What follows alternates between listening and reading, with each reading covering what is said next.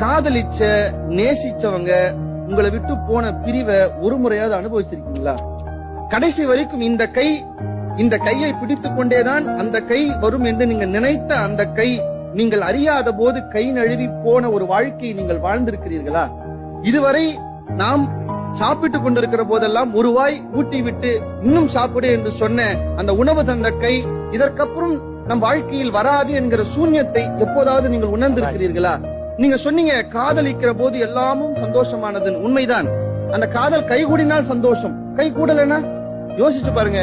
எது எல்லாம் வாழ்ந்த காலத்தில் இன்பத்தை கொடுத்ததோ, எதெல்லாம் அவங்களோடு வாழுகிற போது சந்தோஷத்தை கொடுத்ததோ, அது எல்லாம் அவர்கள் இல்லாத போது துன்பமாக மாறுகிற ஒரே மாய வித்தையை நினைவை தவிர வேறு எதுவும் இந்த வாழ்க்கையில் செய்வதில்லை என்பது நினைவுக்கு இருக்கிற அவ்வளவு பெரிய விஷயம்ங்க.